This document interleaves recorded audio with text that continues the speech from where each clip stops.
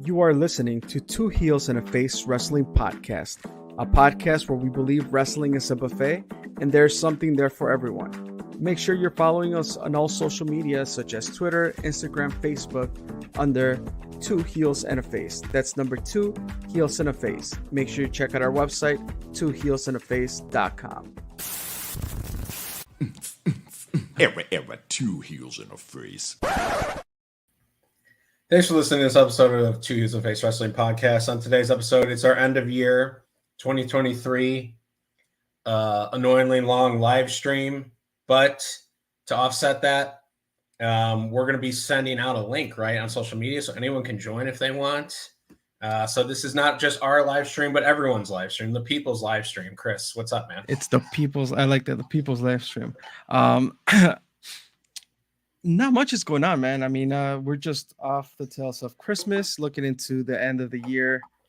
And actually, big announcement from Two Heels and a Face. Oh, boy. We are going to a wrestling show.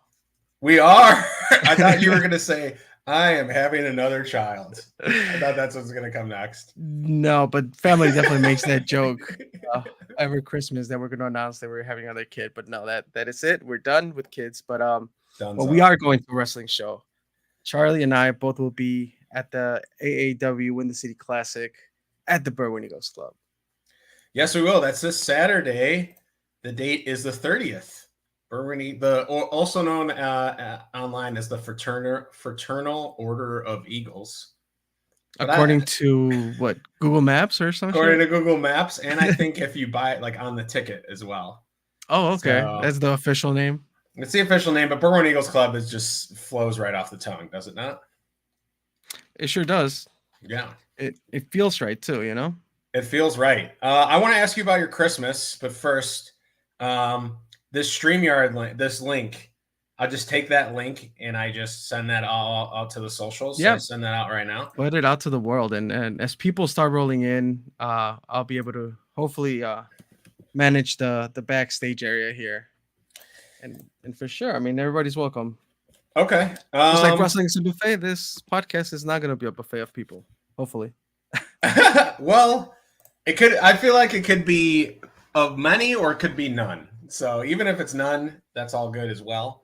No one has to join, but I think you're more than welcome to encourage Chris. If I give this signal right here, you know, there might be some. If any wild cards join, this is a signal for hey.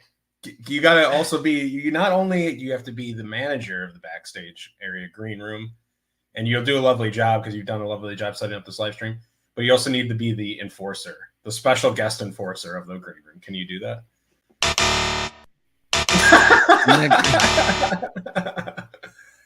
No, for sure. We got that. I'm on board. I thought you were going to say that you were going to cut me off because I'm definitely practicing, drinking some Modelo's, getting ready for the big day on Saturday. So, oh, you're doing your curls, huh? Your 12-ounce curls. That's right. Awesome. Why don't you tell me about, while I'm sort of distracted and tweeting out this link to join, why don't you tell me about your Christmas? Absolutely, man. Christmas, we hosted Christmas. So we hosted Thanksgiving, we hosted Christmas, and definitely had doesn't happen often. Both sides of the family were here. So my parents, siblings, Pedro, my compadre Pedro, he was here. His parents PBR Pedro, that's right. Mm-hmm. He actually will be also at the Berwyn Eagles Club. I love it. We got a good crew. Yeah. Damn. Yeah. He's coming, right? Our Alan. I'm sorry, I want to pronounce it correctly because I don't want to pronounce it I don't want to white it up too much. My brother's name is Alan, right? And I say Alan or Alan. Like it doesn't, it goes back and forth. I think if you spell it L-A-A-N, like it's he Alan? Does, it's more Alan. Mm-hmm. Then an Alan is like an Alan with the white Chicago accent. That's like an A-L-L-E-N, right? I think so. Yeah. Okay. So I think I'm just pronouncing my it name wrong. Could be Christian, but it's not Christian, right? So I guess so. Yeah. But yeah, no, Alan, our friend Alan, he's been a guest on the pod for, a few times. He's going to be joining us out there as well. But back to Christmas, Carla's side of the family is in town. So they also came over. So we had a um, full house with cranky kids because the way we do it, and I think I talked about this before, we celebrate Christmas Eve. That's when everybody gets together, and we wait up Okay. until midnight. And then at midnight, we plan the whole big, Secret Santa thing. So we exchange gifts. So that happens at midnight as soon as is the 25th. So Okay. And that's how. is that when chaos breaks loose at midnight? Yeah, I mean, well, throughout the night, like everybody's having drinks or whatever, dinner. Just But yeah, casual amounts of chaos. after midnight, like kids are playing with their toys, and there was plenty of tequila, mezcal. There was actually a fireball and rumchata and whiskey on the table. So yeah, it was Different. You pour those in the same glass or different? Those no are hell different no. glasses. Come on now, we're not in college, Charlie. Okay, but all types of drinks were had. Yeah, so we ended up Carl and I like the last time we looked at the clock at it was like 5:30, 5 o'clock ish. Okay. So and then the kids were super eager to wake up the next day and see if they had any Santa gifts under the tree. So Which they we did, were correct? so we were up by 8 a.m. the next day. Okay. And then Christmas Day is more chill then. Is that true? It's definitely more chill. But we also make the rounds. Then we go to Carla's family's house for breakfast, and then in the afternoon we go to Joliet, visit my parents at their house, and have dinner there again, and then we call it a night around 8 o'clock because everybody's Wow. exhausted. Yeah, so it's a 2-day thing. That's a long 2 days. And That see, is an absolutely long 2 days. this reminds me that we have new toys. So the girls were doing nails, and apparently I had to get a pinky done. Wait, I can't see that. What is that? Is that the? is it Chicago flag? No, it's just. Yeah, no, it's stars, just Okay. stars and a glue-on nail. But CM Punk themed glue on it. there you go. That's what it is. That sounds chock full, man. Chock full of stuff. Yeah, how were things on your end? Do you keep that busy or a little bit lighter? No, we got it all done. We got Christmas done all like Christmas Eve, and Christmas Day was very light. I was gonna go see the Iron Claw, but I didn't because we were just so exhausted from Christmas Eve. So it's still everyone's been giving like amazing reviews of that. I was a friend texted me and told me it was like a must watch for me just because I'm a wrestling fan and he knows that I am. So, and then I saw like Sean Lennon from Pro Wrestling Enforcers say it's just an overall good sports movie. You don't necessarily need to be a wrestling fan because there's also the appeal of like people just like Zac Efron too. Derek, saying yo. Oh, Derek Sharp. Hello. Curtain Jerker Designs. But yeah, I think it's a movie that can appeal to everyone, and we're gonna have to find time to go, Margaret and I. So maybe Thursday night I'm free. Saturday day I'm free. Obviously not Saturday. When The Wrestler came out, I can't remember when that was. Did you go see it at the movie theater? No, I didn't. I saw it at home. Okay. Yeah, but probably worth going, right? Yeah. Yeah. No, for sure. I didn't watch it in the movie theater. I think I watched it. It had to be probably like some sort of rental. I was gonna say Blockbuster, but it wasn't that far back. Oh man, the OG. How great were those nights where you just go into Blockbuster, pick out a movie, pick out a video game, go home, the whole weekend. Then you just play like that game, binge of the game. Weren't those great? Right, because you had to beat the game before you return it. Right, like at least try. Once. Yeah, get to a point where you're like, okay, I give up, but like you're like, okay, I gotta get this in. Just magical times, man. Derek says, painted a nail is a spoiler. Punk is gonna win the Rumble. Wow. Hey, that can happen. That can happen. It seems like something they would do. I haven't been following, admittedly, I don't think any of us have been following WWE too much. So I'm not really. But they do release betting odds every year for the Rumble, so I wonder what those betting odds for, which is a weird thing to bet. And probably should not be legal, to be honest, to bet on a fixed entertainment thing, Mhm. right? That should probably not be. You should probably not be able to bet on that. But I wonder what the odds are for the favorite. Yeah, I don't know. I started. I went back and watched that pay per view where he makes the return. What was that? Was that Survivor Series? No, that was the double cage War games. war games. Yeah, I actually I put it on probably the night before. No, the night before, of course not.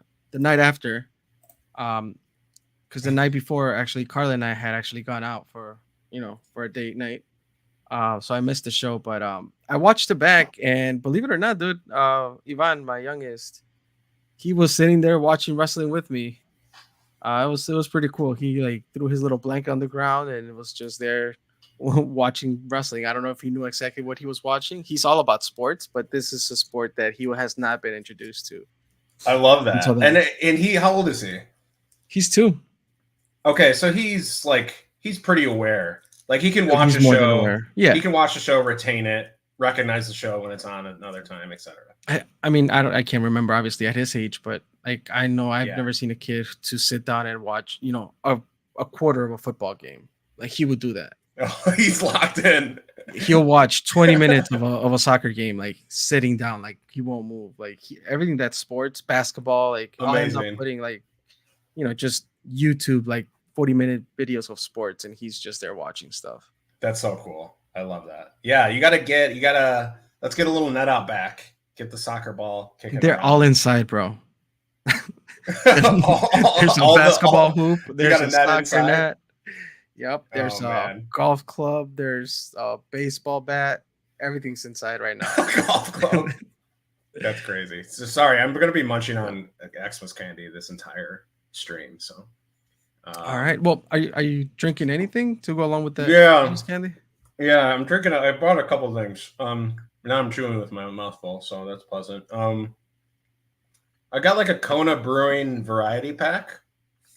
Okay. Kona is obviously a city in Hawaii, but it reminds me of Margaret and I got married on the Big Island. So, Mm-hmm. but yeah, it's got like stuff like this in there. My time light. Okay. Like my time. Yeah. And then I brought just this random ass seltzer for my fridge too. Okay. Which Is that an Oprah seltzer? It's just a big O. I see. Onda? Onda. Oh, Anda. Okay. I'm gonna tell you, it's cheap, but it's not that great. So I would, Okay. if you got money, I'd probably recommend you buy like High Noons or something. If you don't have money, then maybe reach for the Onda at your local Binny's. But I just grabbed a bunch of random shit from my fridge, and you're rocking the Modelo's. That's correct. Yeah. I got Modelo's on deck tonight.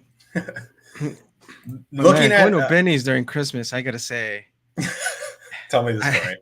it's like you walk in there, dude, and it's like I went on the 23rd, so not Christmas Eve, the day before, and stores packed, but then they have all these bottles and specials and deals. I could have filled the cart up, but I was strong enough not to do so. But yeah, it's really tempting. But it's like it reminded me of a Toys R Us. I don't know if you remember going to Toys R Us like during those Christmas days, where it was like super packed. Like those lines were extra long. At least that's Yeah. my recollection of going to Toys R Us during Christmas. Mhm. And Benny's seemed the same way, just for adults, which was great. So Benny's is now your Toys R Us. Absolutely, unless Toys That's R what you're Us saying. makes a comeback, then maybe that can offset it a little bit. That's amazing. Yeah, Benny's is a magical place. Sometimes just honestly walking around in there. I always buy something, but sometimes just walking around in there and not buying anything can be just a magical time. I'm a little distracted. So I've tweeted out the link for anyone to join if they want to join. So you can do that. You can just pop in for 10 minutes, give us some of your favorite moments of the year, et cetera, and then be on your merry way or whatever you want to do. Stay for longer. I'm looking up odds to win the 2024 Royal Rumble because we were just talking about this. Oh, here we go. ActionNetwork.com. Actually, the favorite right now is Gunther. Oh, Plus okay. 200 to win. Excuse me. So yeah, you'd have to, and I don't know necessarily know exactly how betting odds work, but if you're plus 200, that means no. What does that mean? That means for every $1 you bet, or no, for every $100 you bet, you're getting 2. Is that what that means? No, I think I'm doing this wrong. We need an odds betting person to come in and explain this to us. But and it says The Rock is plus 400, LA Knight plus 400. Is The Rock supposed to be in the Rumble? The rumor, right, is that apparently he takes on Roman Reigns, or they've been talking about that for a while. But apparently, I just saw something that was posted that I guess spoiler alert, but you never know with these things. That Roman is set to keep the title until next WrestleMania. He should drop it on. Apparently, he's going to drop the title according to this article at the Rumble before next Mania, not this upcoming Mania. So, damn, that's a lot. That's a long time. Apparently, it's like 3 years. More than that. I don't know what Hogan's record is, but apparently that would beat Hogan's record. Okay. So then they're so close that they might as well stick it out or some shit like that. Okay. Oh, I see. Okay. Also, I just answered my own question. Gotcha. The favorite to win the 2024 Men's Royal Rumble is reigning Intercontinental Champion Gunther at plus 200, which means it's 2-to-1 odds. So I think that's for every $200 you spend, you win 100. Okay. I think if he comes out to be the winner. So it's like these aren't very good odds. You're not like what's the best way to put this? Like you got to dish out a lot of money just to win. Whereas like if the odds are more in your favor because it was less likely and maybe more of a toss up, like an actual, I don't want to say actual sporting event, but like a non-scripted sporting event, then, sometimes you can bet 50, like you're betting less than the payout is. So you could bet 50 and make 150 because it's like, oh, this is not the favorite thing to happen, but it could happen. So yeah, you're not going to be making a ton of money just betting on the Royal Rumble, I think is what I'm saying. All right, so Charlie, we also had a few things queued up just as we're talking. I'm just gonna have it here and shared. Just maybe watch Eagle versus Mansoor at AEW Art of War 2023. Yeah, this is a pretty long match. I think. How long does it like? What are we looking at? I'm not sure. I was just gonna. Let's see. Maybe it's probably about 30 minutes or so. Okay. I was gonna say maybe we get through the list first and then maybe jump over to the matches. Is that something you want to do? All right, cool. Yeah, that's fine. Okay, let's do that. So you want to touch on the Shy 25? The Shy 25. There it is. Look at that, Chris. How is it? Is it tough to make a graphic like this, or is it easy? Derek would tell me that this takes a lot of time. Yeah, we need Derek's opinion. No, for sure. Derek, how to overlay these people. I mean, the way I put them together, it's not that complicated, and I think I repurposed some of the stuff that I used last year. But then you have to go out and, at least for me, I have to go out and find a picture that I can crop out. So it does take definitely more time than our regular artwork would or our episodes. Okay. So I can't just imagine to throw a really well put together poster. So definitely shout out to Derek for doing that for so many promotions at a very quick turnaround, I'm sure. Yeah, absolutely. Yeah, we got super talented artists in the wrestling community. Let's get into the list. Before we get into that, is the article published? It's not published. Do you need it to be published to view it, or no? No, I can go. I can go and see what's up, and then we can publish it. So it'll be published after this episode, yeah? It'll be published after this episode, yeah. This is last chance for if anyone wants to chime in. and there could be changes, and then make their case. I really don't think so. I'm pretty confident in the list order, but we'll see. Before we get into that, Uh-huh. Did I tell you about the bet I made with Coda Hernandez? No. Okay. Oh, you I think you did. But go ahead. Remind me, please. Coda, I posted the freelance schedule. So the freelance schedule is already out in case people want to like save dates and things like that, which is smart of them to do. So they already have their dates for like LSA and Emporium locked down. I think that might be the only venues. I don't know. And I posted it. So Coda comes in hot into the DMs and he just starts talking a bunch of crap about, rightfully so, about that. He's like, you guys, no way you guys go to any of these shows or all these shows, etc. He starts coming at us about not attending shows, which is once again fair. Hey. Okay. Fair. So the banter back and forth leads to a bet. He said that you and I think he said I personally could not attend 7 of the maybe like 13-ish, 14-ish, 13 freelance shows announced in 2024. All right. I didn't take that bet because I was like, that's a little over half, and I don't know. But the other bet was that you and me could not attend 3 shows the entire year, like both of us together. Oh, together. I think that's very doable. I think it's doable. I think it's very doable too. Personally, if I were him, I probably would have started a little higher. So I jumped on that 3-show bet.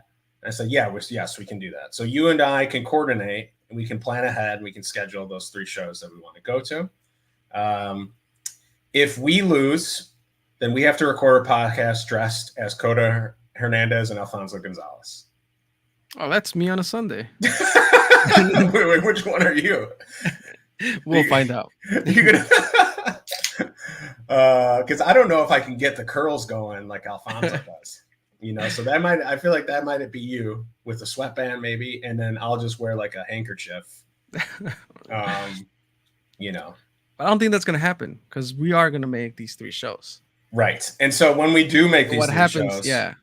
I told him that he has to work in a Scorpion Deathlock into a spot in one of his matches. Okay. So that's just kind of, I didn't really consult you on that. If we want to spice it up, maybe we put it. Wait. Alfonso Gonzalez says, Alfonso, we got the footage, right? Did you look to see, Chris, did you look to see if you had the video? Let me take a look. Let's pull up that video footage. Yeah. Let's see if we have that footage. It'd be don't have that footage. We pull up the footage. Very meta for us to pull up the footage, and then we bring in Coda and Alfonso, and we say what we would have said in the episode. That would be very meta if we were to do that. I will look for it. It's definitely not in our account anymore because I know I downloaded it. But I'll definitely look for it. I'll dig around. Okay, so while Chris is doing that, yeah. So if you want to get in on this, I was in the heat of the moment arguing with Coda. Not arguing, bantering, and I should have consulted you and like, Chris, what do you want? What's your pound of flesh in this bet? What do you want out of this bet? But I just said the Scorpion Deathlock spot because I'm a huge Sting mark, and I think it'd be funny for that to kind of randomly happen in a match. So he said, yeah, he agreed to that. We virtually shook on it. If we want to up this bet to like maybe 4 or something, and Chris gets in something that he wants. There it is. There it is. Okay, this is happening. The episode with no audio. Coda is telling a very funny story because Alfonso just completely broke there. I'm wearing a cool NWO shirt. Chris is rocking our merch, which is good of him. Something that I should probably do more. And yeah, I mean, look at how engaged and entertaining this conversation. I just wish I knew what we were saying, right? I know. It hurts me to watch, dude, because I know we had a really good This is proof that it did happen. This episode did happen. That is not Photoshop. A Modelo in my hand. Come on now. Yeah, look at the look at that pile of Modelo's right there on the left, or like right in front of me. That looks like when you remember like at Raw when you would walk in Look at almost the length of this video, dude. Like it was an hour and 34. of just chicanery. It's an hour and 34 minutes of just See, hats off. absolute My hat bullshit. came off. We're gonna. I had the idea. We should still do some of just we post these on socials and just dub in our own audio. You know, we could do some fake news then and really get Coda and Alfonso in some trouble with some stuff. You know, maybe they say something very controversial. There you go. Yeah. Look, Chris is making that point you were making. What a huge point you were making there. Oh gosh. See, it did happen. There's evidence. It happened. So, Chris, if you were to up the bet, what would you do? Like, I know I made this bet without you. What are your thoughts on it? Did you want to up the ante? Be like, okay, if we go to 4, then Coda does this thing for Chris Romero. Like, what would that be? No, I say let's keep things where they are, and then we come back, and look for, another opportunity down 2024. But I think for now, bet stays as is, and we'll see where things go for sure. But definitely, we owe these guys a T-shirt, so now we have to definitely see them work on in those 2 Heels and a Face T-shirts. Yeah, when do I know that we've sold one shirt in like 3 years, but when do we get the payoff for that? I haven't gotten an email from PWTs. Is this paid in quarterly or what's going on here? I have no idea. And I mean, we should get emails with receipts and all that stuff, but I have not seen anything on our end. We'll definitely got to hit up PWT and see what's up there. I know they're a busy crowd over there, but yeah, a busy bunch. But they're trying to get all their Christmas sales, and it's just our email like, "Hey, we sold money?" a T-shirt. we sold one. Jeremy's just like sweating. Like Nick's is like printing shirts. He's just like absolutely killing himself. And we're just like, hey, what about our $4 we made off of our shirt? Oh, if that after tax is like $1 or something. Yeah, times are tough. No, shout out to Michelle, my friend, for purchasing a shirt. And they said she's going to be a new mom soon. She said she wants baby gear. I don't know if they do baby gear at PWTs. We'll make it happen. We can. 2 Heels and a Face will make it happen. PWTs, we'll talk to them and we'll figure that out. But that'll be super cool. I know that I had done a little T-shirt in the prototype stages for Itel, which it got passed down to Emma and then passed down to Ivan. So that shirt is still hanging strong. Runs in the family. I love it. Cool. All right, the list. Shall we get into it? Yeah, let's get in it. Okay, let's start at the tippy top. You have tippy top. Do you want to do honorable mentions before? Yeah. Oh yeah. We're doing opening paragraph and honorable mentions. Well, absolutely. Because it's very important that you specifically said make sure you read the description on how we put this 25 list together. Yeah. Do you want to get into the details of that? Yeah. Why don't you can share? You want to share it? Share it. Oh, here we go. 1 second.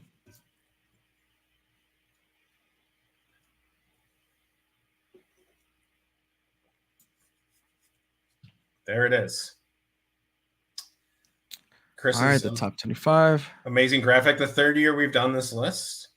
I put in a GIF from a very funny movie, Tommy Boy. It's my wife's favorite movie. It's called Reading. Top to bottom, left to right, group of words together as a sentence. So, people are still going to absolutely just scroll past this. Yeah. But yeah, so some of the criteria we looked at, right, is just total number of. We looked at basically 4 promotions, like we usually do. Yep. It's usually 5 actually, but Zella Pro didn't run any shows. You know what? I kind of screwed up. I should have reached out to BLP for some nominations. I don't know if I would have got a message back, although I know that Mikey loves us and we like Mikey as well. And I comment every time he posts about Lex Luger. I comment something like really cheeky, and he seems to interact with us. But I just forgot to reach out to him. But we look at freelance AAW, Warrior, freelance Underground as the 4. Mm-hmm. Those are just the ones we predominantly follow and watch. No offense to any of the other promotions. In fact, I reached out to Second Wrestling, the promoter from there, and we got a CSW nomination as well. Not from CSW, but from someone from Sean Lennon, who attends a lot of those shows. So broadening our horizons, as you will. There's just so much wrestling, so much talent. So we like to kind of keep it to what we follow, but got some nominations from elsewhere. So we looked at total number of matches wrestled. We looked at the number of like championships or tournaments / trophies that they won.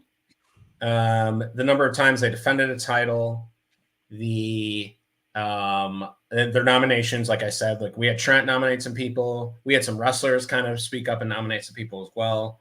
And then also like their overall kind of importance for the promotion, causing buzz and being involved in like important matches that didn't involve the title, maybe main events, things like that. Is that confusing at all? That's pretty straightforward. It's pretty straightforward. One of the things that you talk about here is tag teams. They're all lumped into one. It's not that they're separated. In this case, we wouldn't split up the Bang Bros and put them in different categories. They go in, or they went in as a tag team, right? Yes, tag teams will take up one spot. There's only 2 tag teams that made the list this year. But they take up one individual spot. I considered their individual solo matches kind of as the part of their collective score, if you will. And the wrestler doesn't necessarily need to be from like living in Chicago or residing in Chicago. So I know the name of the list, Chicago's Top 25. You'd think just people who live, or it's people who predominantly work for these promotions. So like Casey Navarro is on this list. Warrior champ, doesn't necessarily live here. That's okay. Share the list with a friend, hashtag Shy25. Getting into the honorable mentions. Oh yeah, there you go. The zoom in. I love it. This is kind of like, there was just so many people that we love, honestly. Yep. And I wanted them to have some sort of acknowledgement. So Iverson we talked to this year. Saban Gage we should probably have on the podcast, to be honest. Heather Reckless we've reached out to, but like still just really good at what she does. Darius Luttrell, we've had him on, amazing dude. Jordan Cross has a lot of high praise from Warrior. Heather Monroe, we had her on this year. That was a fun episode. Sean Logan is like everywhere with that Johnny Bravo faction right now in AEW. Gnarls Garvin won a JLMT, albeit last year, but he's still like used a lot for AEW. Manders is a staple for AEW. Bussy is, I think Bussy, Masha, and like Dan the Dad and Corbin, they all are amazing talents and could probably main event or like co-main event, but I just don't know if like the frequency of them was like enough out of the promotions we mentioned. So put them on the honorable mention list. Obviously we know and have loved and have fought for Corbin getting more credit on this podcast. So absolutely. Wanted to include him to some extent. Ooh, so here we go. Get in the list. Yes, Shazza McKenzie moved here in March and has been around a ton. Has also wrestled for like BLP, GCW. GCW has run shows in Chicago, so we can kind of consider those as well. But yeah, it's smart of her to be living here now and be in this spoiled, like I said, as fans we're spoiled being in this area, this hotbed of wrestling. So Shazza McKenzie tops the list. Shelly Benson was someone who was nominated by Sean Lennon from Pro Wrestling Enforcer and looked at her body of work for CSW this year. She was on a ton of shows and like worked her way up into like more and more popular spots on the card, and then ended up winning their women's championship. So shout out Shelly. Shaft, one half of the AEW Tag Team Champions, just a bruiser. And I said, plus he's got a cool name, which is true. Can't argue that, Chris, right? different. And I mean, talking from a cool name to a cool character. Um, I mean, definitely we've seen him more often at AEW for sure. I mean, the crowd goes wild whenever he walks through the curtain, or even before. Like when the crowd is anticipating him, the crowd gets hot. So that's pretty cool to have him. He comes in at 22, and last year he wasn't even on the list, huh? No. Yeah, I think the crowd has kind of always embraced him, but now they see him as like, oh, this guy can actually win matches and do stuff. So yeah, absolutely. He's a fan. He's a fan favorite. He's kind of got one of those more off the wall gimmicks, but it's wrestling. You know, people can really buy into anything if you're entertaining enough. Gringo Loco at 21. Yeah, Gringo's like, he's always no matter where he goes, he always comes back, right?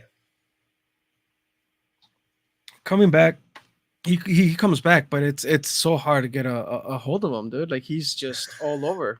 I know. He is really maybe if you combine Mexico and America, one of the most wanted men. Henry's here. Henry is here. Official bracketologist. Yeah, our official bracketologist and ranking list correspondent. Henry, this list is not live yet. We haven't hit the publish button, but you're here for the reveal, so you didn't miss much. But yeah, Gringo Loco. Like I said, like I just kind of wrote, he could go to do his Mexico stuff. He comes back and he's wrestling. He kind of got like his AEW payoff this year. He main evented with Rey Fenix. He got a title shot.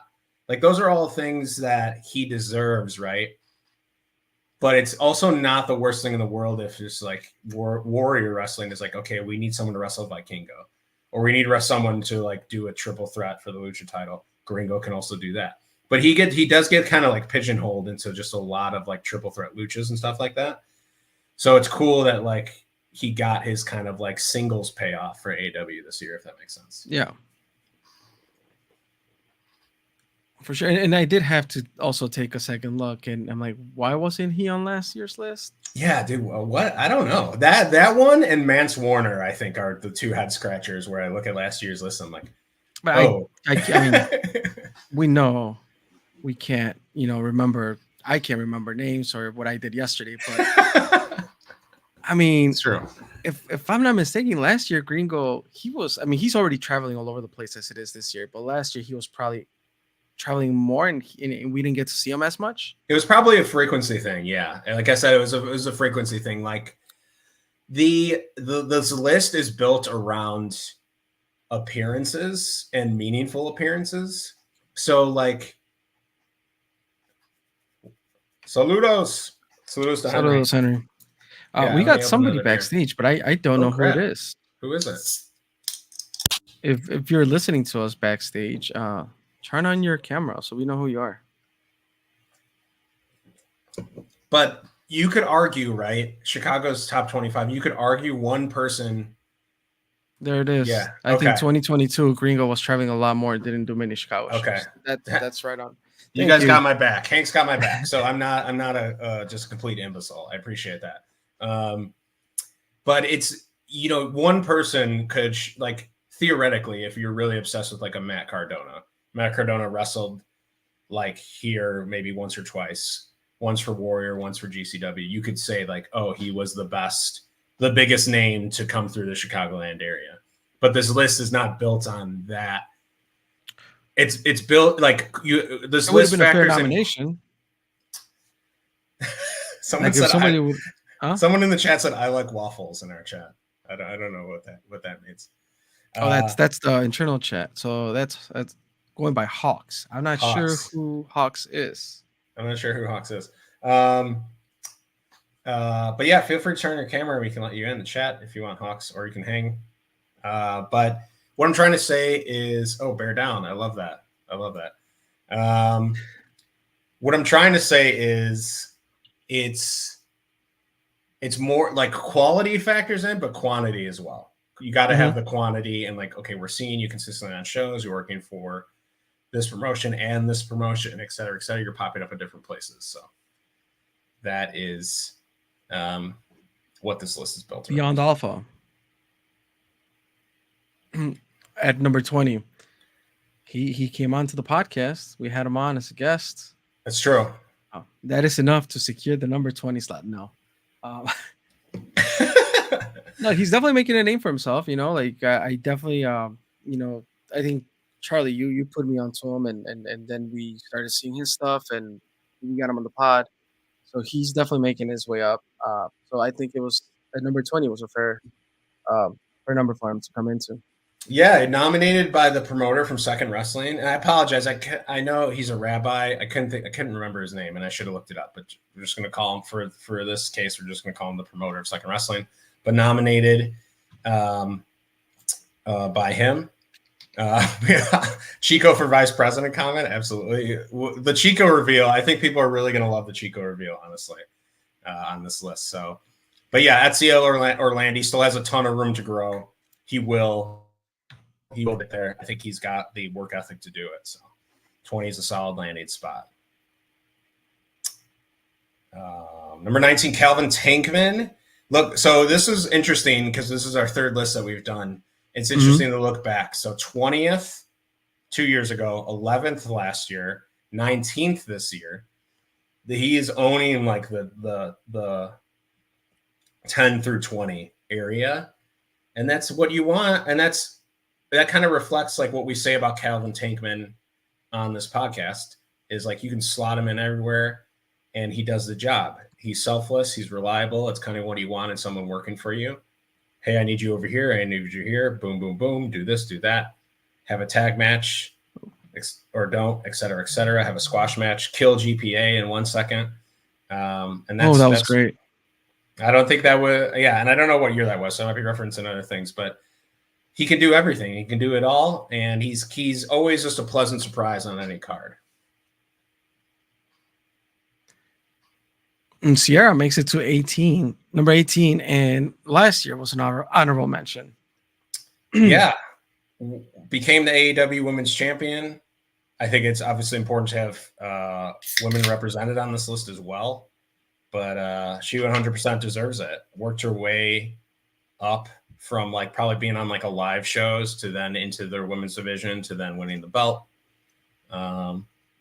So honestly, just a lot of praise for her. She's the top dog now in AEW.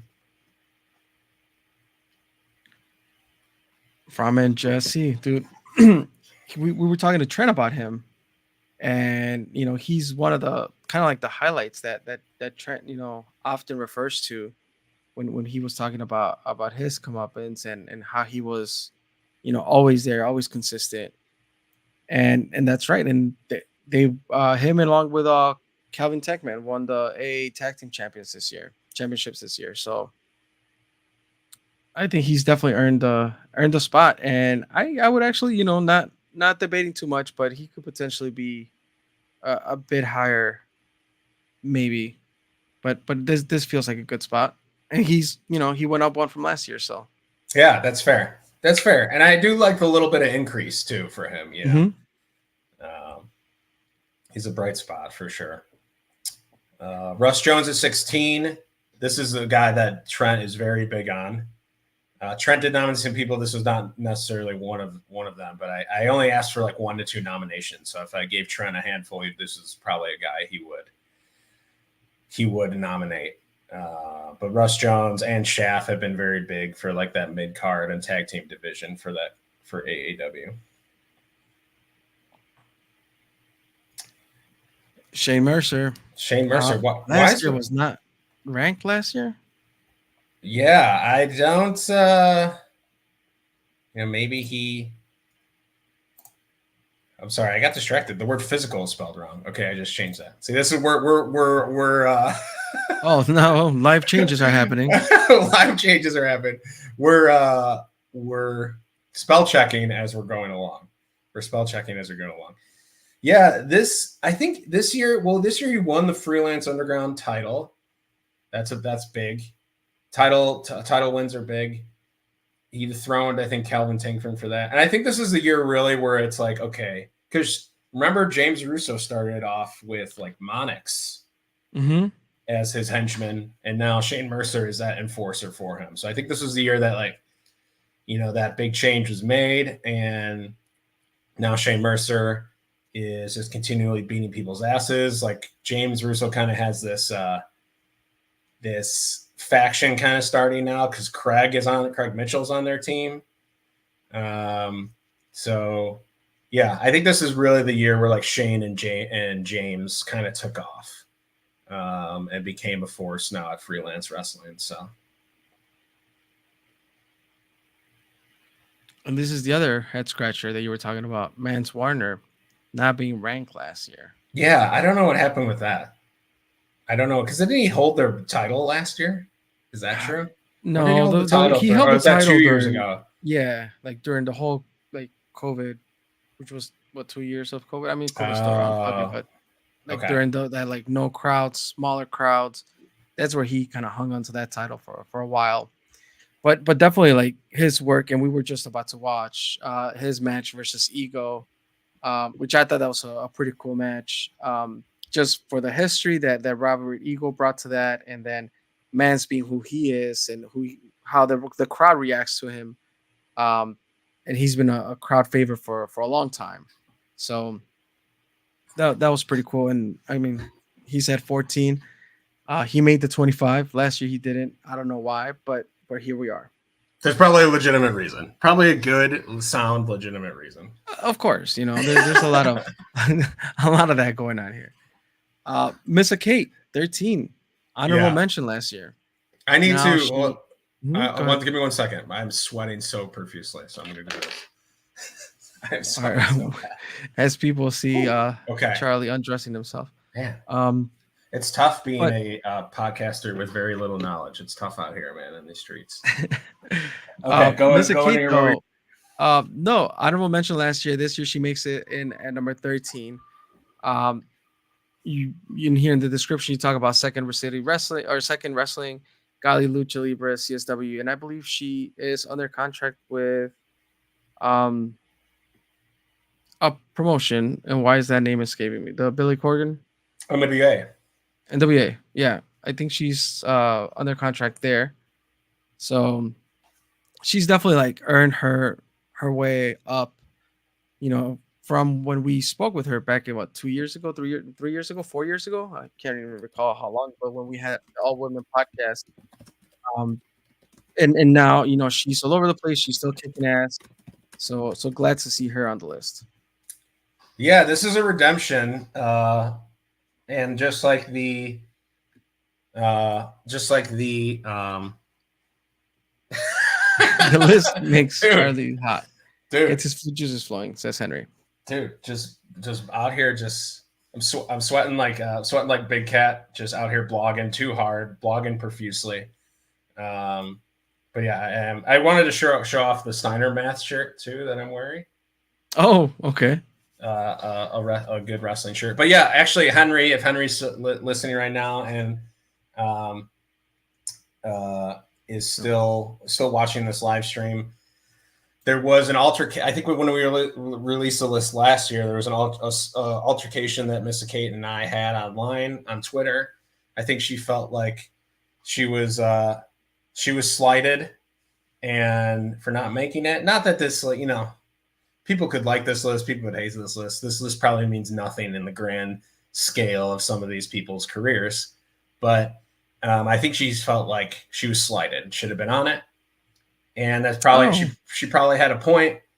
We really didn't, like I said, she wasn't really wrestling for those like 4 or 5 promotions that we normally watch. So that's probably why I didn't put her on it. But we're trying to expand our horizons, and I got a nomination from Second Wrestling for her from the Rabbi, and because she's holding one of his titles. And so I was like, okay, if I get a nomination for someone this year, I looked at their complete full body of work. And she's been wrestling for Galley. She's been wrestling for Second Wrestling and CSW. Those are all local promotions. Shout out Galley. And yeah, if you look at it, her just overall sheer match numbers and importance is really, really impressive. And the Star Wars, like Obi-Wan Kenobi said in Star Wars, it's a GIF I've been using. when he comes back as a ghost, he says, "I was wrong." So I'm going to say I was wrong, and Missa Kate gets her spot on the list. Not that she probably will even care, but yeah, I think it's deserved. What do you think? Like I said, I'm glad to see her on the list. And like you said, part of the nomination or the reason how people come to be about to this list is kind of the stuff that they do in the Chicagoland area, right? So clearly she's been doing stuff all over the place, and if that was a factor into her just being an honorable mention last year, well, this year we've definitely seen her enough, and she's definitely been a presence to all the promotions she's been wrestling with. So good to see her there at number 13. Yeah. Jake something from 4 to 12. From 4 to 12, he just didn't, this wasn't like his title year, the year he won the belt. That was like a huge step for him. We got a comment from Alfonso, Coda number 1. Where some people might love the top 5, some people might not love the top 5. So we'll see. But I still think Jake is still he's like a gatekeeper in AEW. I think if you can wrestle Jake or go through Jake or have a match with Jake or be on his level, he has set the bar kind of in that promotion. So I still think he's prominent and relevant for AEW. I just, this wasn't his big title year. So, and Robert Eagle, same from 1 to 11. Hawks is saying Chico is greater than Jake. Well, I think Snake? I think no, something. Jake something. Okay. Jake the Snake did not make this list. No. He didn't do enough around Chicago. He didn't do enough around Chicago. This is one. Ego's probably going to be pissed at me. He's probably going to be pissed. We still have to buy tickets for Ego Pro. That was a show that was announced in March. That's right. Ego Pro Wrestling. That might not be part of the bet, but we're both going to that show. Yes. Yeah. I gotta buy those. I got distracted by buying Windy City Classic tickets. So I got to go get those tickets for us. Oh, now he's going to really be mad at you then. Now he's going to be really mad. But I didn't expect, I expect that show to do, it's their first show. I don't know. I think a lot of people like Ego. I know that we like Ego. I think that a lot of wrestlers trust Ego. You even linked there you go. to the tickets here. I linked to the tickets. I don't know if that's the preferred link that they're using. Oh, okay, then I won't open it. I don't know if it is or is it. It might be. But it's going to be public once we hit publish, yeah? Yes. It is a ticket. It is a link to get tickets, I believe. All right, let's check it out. Partyfix.co. Oh, wait. A lot of ads here. Hold on. Oh, that's the not Forge good. presents Ego Pro Wrestling. Now, I've heard Eagles podcast, and they talk about how promoters put themselves up front and center. I mean, Eagles up front and center here. You go, come on now. But March 16th. March 16th, we'll be there. We are going to Joliet. Good old Joliet. Made by Curtain Jerker Designs. Shout out. Sponsored by Good Note Clothing. I think that's some of the clothing that he always promotes. Hooters and Apex for sure. Shout out Hooters. But yeah, I think there's a ticket link maybe below that too. That's okay. We're trying to help. This purchase tickets. What is that? Purchase tickets on Tickets Web? Is that it? Click that. Oh okay. Yeah, there you go. There you go. I did it. I did the right thing. I did the thing. Yeah. Oh, look, Chico's on the card. Of course, yeah, and this is kind of cool too. Bang Bros. Yep. Hey, why didn't I see it here? Oh yeah, Chico's there. Hernandez. Coda is he's camouflaged in a little bit. Mm-hmm. Sierra Missa Kate. A lot of people that are on this list. Ego's got good taste. Yep. All right, let's go back here. Talking about Trevor Outlaw, number 10.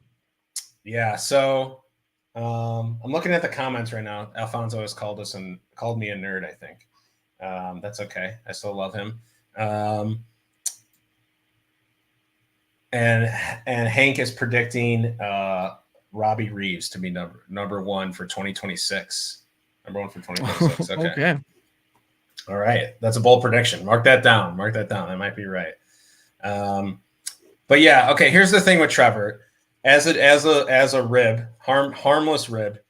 I've been dumping him in the honorable mention section every time I do this list. Hand up, full disclosure. But he was also like injured most recently. Wasn't he injured for like all of 2022? I think. Yeah. Yeah. Yeah. He was a big part of last year. I think it was last year where he was injured, and we saw him on commentary. Yeah. So Mhm. okay, he wasn't wrestling that year, but also I would just dump him in honorable mentions too. So he once again, I've had a lot of wrestlers slide in our DMs on Instagram, but he slid in and he's like, name a wrestler that could get in a feud with a ref and make it work. And I was like, well, that's tough. I don't know if they're, anyone, I guess, as vile and mean as Trevor Outlaw. Anyone that's vile and mean, I guess, could really, have a feud with Perch, because Perch is just the epitome of goodness in this world. But Trevor did it really well. No one could do it like Trevor can. And I think that's time for the rib to end. I think Trevor deserves his flowers. We've never been harmful to Trevor. Even when we asked about his junk that one time, he showed himself in the junk with a party popper thing. And we were concerned. Were we not concerned about his genitalia? We were concerned, but definitely was entertaining to watch, and he is very entertaining. So true. Both things can be true. So yeah, he breaks the top 10. I honestly, if you look at everything that Trevor does, he kind of pops up everywhere for different. He like pops up in Warrior, he pops up in AEW, he pops up in freelance, obviously. But he can have any sort of segment. He doesn't need to have a match. He can have different talking segment. He can have a segment to further a feud. But also too, he's had like a good amount of matches as well. So yeah, I hope will probably still get complaints, but I hope he's happy with number 10. And Hardenbauer.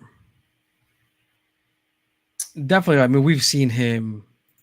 I mean, I remember the first time, like years ago, when we saw him at LaSalle through AAW as LaSalle's very own Hardenbauer, and looking at the Hardenbauer that we see now.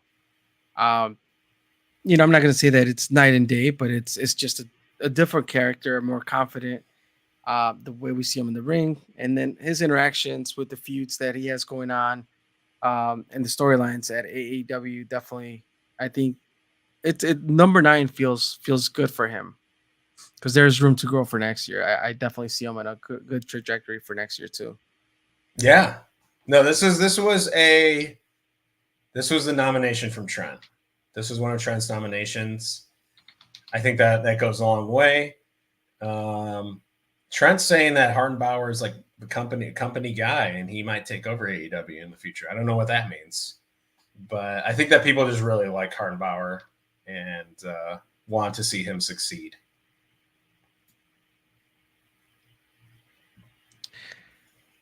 Casey Navarro. So last year, number 10, this year, number 8. He's still hanging on to that Warrior title, correct? Yeah, and I think that's why this is, once again, like, you can make the case. It's like, how many times did he really wrestle? And also, weren't some of those in South Bend? Like, I know. Warrior kind of goes everywhere. Alfonso Gonzalez says Alfonso number 1 for 2046. 2046. Okay. Yeah. How do we? Let's pave that path. How do we pave the path for Alfonso Gonzalez? Definitely a comeback tour. It's gonna be a big year for Alfonso, I think. He's had time off against his will, but now he's been coming back. He's been cutting promos, which are always funny. I wonder if anyone will join Team Alfonso this year. That's the big question. I wonder if anyone's going to join Team Alfonso, because that would probably be a pretty big monumental day if someone else besides him was on that team. What do you think, Chris? I mean, he keeps saying that, you know, that dojo, is it a dojo? Yes. Is going to grow. He's still a one-man dojo as far as I know, but I will be looking forward to see if there's any more piling on there. He better. Wonder if he refinanced the dojo, or if it's getting expensive out here to live. Things are costing a lot of money, so I don't want that lease to lapse or anything like that on the dojo. I want the dojo to be safe. So I hope he's got that under control, because he hasn't been wrestling. How's he paying the bills? Who knows? Maybe, I mean, if no one's part of the dojo and he's not training anyone, how is he making money? I don't know. It's a mystery. We'll see it 2046 though. 2046. Yeah. I'll start writing that draft right now. 2046. GPA and Laney Luck. They're going in as a tag team, huh? Yeah, that's all. That's all. They are. They basically are the face of the tag team division now for freelance. They have the belts, I believe, titles, championships, whatever you want to call them. Mm-hmm. I can't remember the last. I mean, I know Laney still will. I think they both take promotions outside of the Chicagoland area for singles, but honestly, it's anytime I feel like they're here wrestling for freelance. It's a tag team. It's a tag team match, and they've really got to kind of like show that side of them. They're unafraid to like say like, look, this is who we are. We're a power couple, and they like work that into all their stuff, and it makes them hateable to do that. Not that we want to see them succeed, but it makes them heels, and so they just keep piling that on, like doing spots. And it's interesting that the last year they were 7th and 6th. So was Laney 6th place last year? Yeah, Laney was 6th. And now they combine forces in the ring, and they're solid at number 7. Yeah, absolutely. I don't know what exactly it's going to take for them to knock up, get into that top 5, but yeah, they're very consistent, and I think honestly, Laney, I would not be shocked if she signed in 2024. I think she deserves to be signed. I think Jeff and Laney both deserve awesome things, but I think like Jeff would even agree that like Laney is like really close to it being reality. So Brian Keith last year was number 2. Now he comes in at number 6. Dude, the top 5 is really hard. We just got a message from Hawks in the private chat. This mystery person, whoever you are, I thank you for joining and listening and commenting. Though I appreciate you. Chico at 5 is a travesty. He should be at least number 2. The top 5 was super hard, man. Once you see the top 5, I like you can make a strong case again, Brian Keith.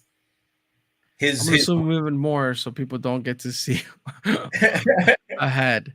But his reign lasted so long for the Freelance Legacy Championship. Even this year, there was like 11, close to 11 matches that he participated in for those two, for Freelance and FU, and defended it 6 times this year. So it probably was like another 6 or 7 the year before. Was it this year when it was Brian Keith versus Speedball? No, that was December of last year. Oh, so close. Okay. Yes. So that match was really mm-hmm. really cool. But like even him defending the belt 6 times again this year, it almost felt like the years blended together in my head.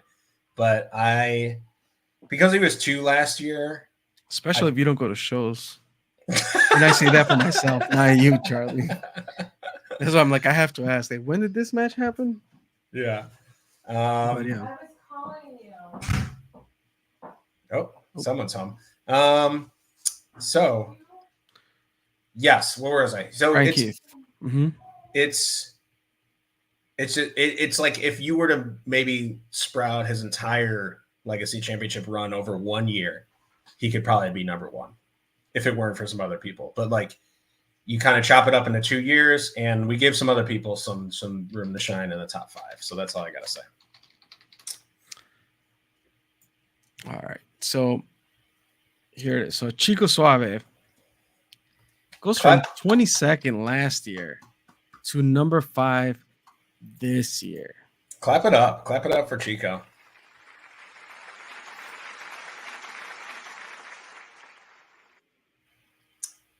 What can we say? Amazing year. If you scroll down a little bit more. Don't reveal the next one person though. Yeah, perfect. It perfectly fits in the window. The old saying goes, if you don't take yourself seriously, nobody else will. Chico took himself seriously. And you could probably say 2022 and 2023, but especially 2023. He got the opportunities that he earned. James trusted in him, gave him matches against Darren Corbin, gave him matches against Brian Keith. Chico showing up at AEW too. I felt like he was popping up everywhere, and every opportunity he seized, he quote unquote grabbed that brass ring, if you will. He ended up out of the people. I was kind of counting all people's matches. I was using CageMatch.net for that, and he ended up getting like 15 total matches across all these promotions, which was like 4th most. So that's actually a lot of like he was actually in a lot of matches. And he won a title, Freelance Underground Independent Championship. Yeah, so I think everyone, him and especially one other person in this top 5, I think could even go up a spot next year if they like build on what they did in 2023. So yeah, I know that Hawks wants, Chico's number 1 in Hawks' heart. He could potentially be number 1 next year, a year from now. So. Number 4, Davey Vega. Last year ranked at number 9th. Now Vega is he was a 2, yeah, exactly, Heritage and Heavyweight AAW champ, and he comes in at number 4. How does that happen? You when you win the big gold belt, you won the big gold belt. He had, I don't know if he won the Heritage title at the tail end of last year or this year. It might have been early this year. Might have been like January this year. Or like we talked to him February, January, and he had just won it. Yeah, he had just won it. You win the Heritage title. You become the head of a heel faction. You're main eventing shows. You win the big gold belt. You're a Triple Crown winner. There's not too many of those in AAW. There's maybe 8 or so, That's 9. Right. And the promotion's been going on. I thought it was even less than that. I thought it was less than that too. Trent was like, no, there's actually been, I was like, still 9, still to be a group of 9 though. That not everyone does that, think of how many people have wrestled for that company.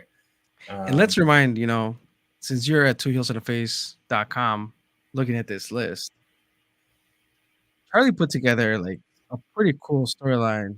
This was when it was the champ. Now the tables have turned and Davey is the champ. That will be pretty cool to see. And I think just the same way Two Heels and a Face has been talking about when the besties are going to break up and they're going to go at it. We talked about that for years and that never happened. But then we see years later, Fitchett gets to be the champ. And there's like, we're craving that, Davey versus Fitchett. And now it's like, nope, that didn't happen. Now we have Davey versus, Davey being the champ. Would it ever happen? I don't know. The possibility is still out there.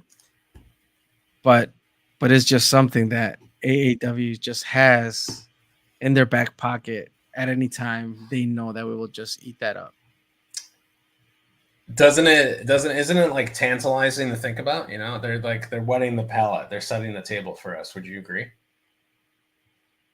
I want to say I hope so. Tease me all you want. I just want to be alive for the payoff.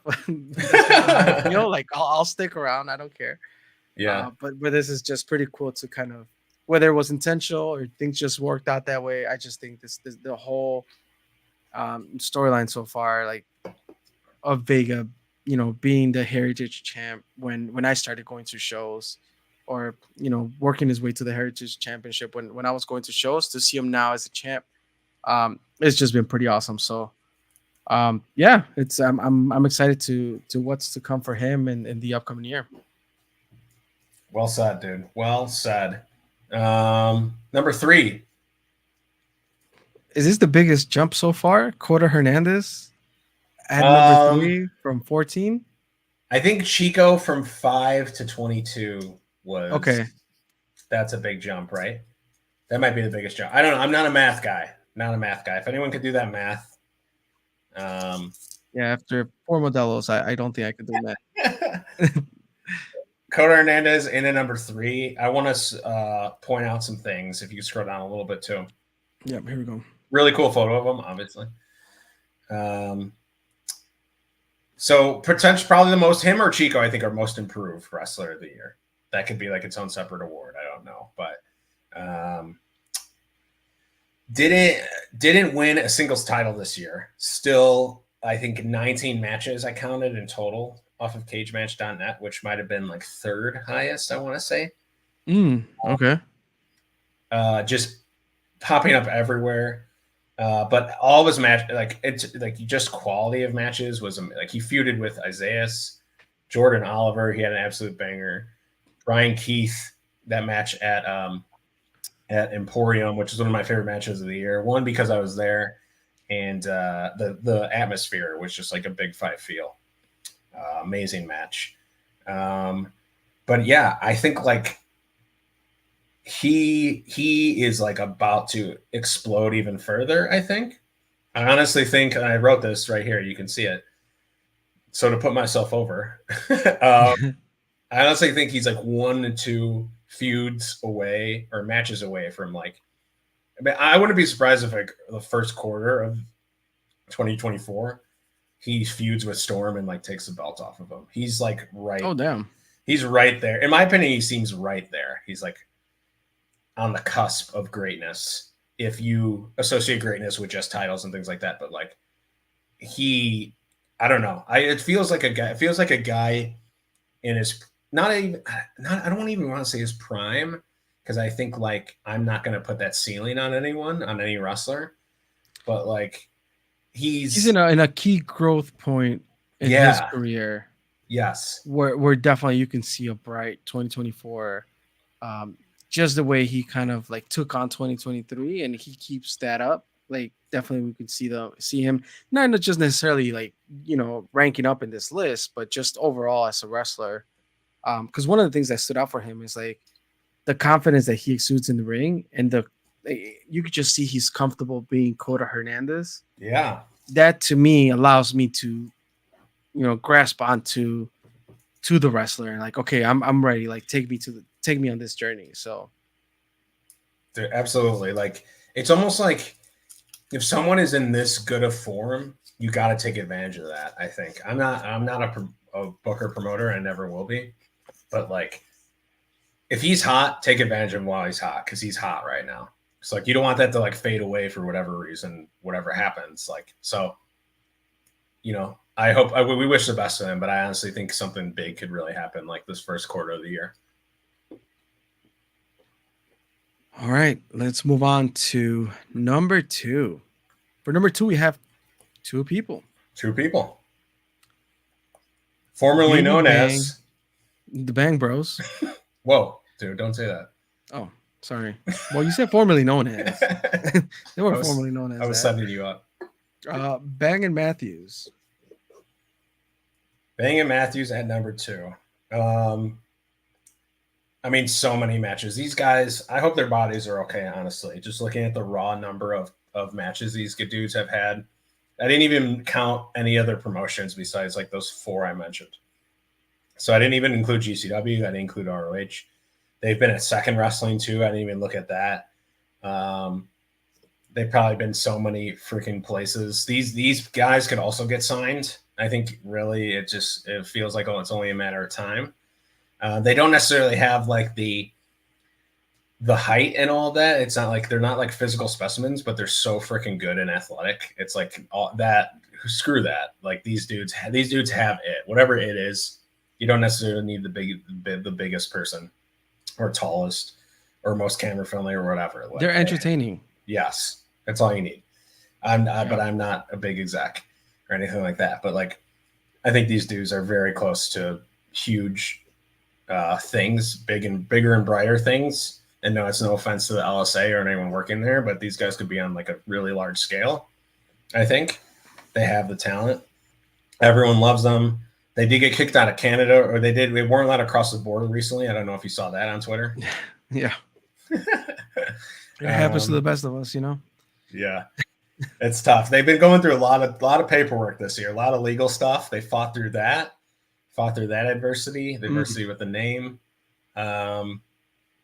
But yeah, I mean, just in terms of sheer total of like they have quantity and they have quality, these two. So any chance, and I didn't follow much, but with the whole you know, Bro's name, could they do a play on like Mick Foley's Bang Bang Bros? Has that been attempted? It has, like Cactus Jacks. Yeah, like Cactus Jack's Bang Bang Bros. You know, like just putting it out there. I don't know. Take it or leave it. I am no lawyer, but you can explore that. I think they would need to get Mick. They would need to get Mick into the like do a Good guy, triple Mick. threat or Exactly. trios with him. There you go. Yeah, That that could work. That's something to put in the books. I mean, If it's an extra Mick bang, Foley has been at freelance. yeah, and if it's an extra bang, I'm just saying, but I do gotta say, I definitely was disappointed in myself that I did not get to bid enough for that Mick Foley shirt from freelance. wait, when what they- happened? They put it off for auction, and I think it ended up selling for over 400. Okay.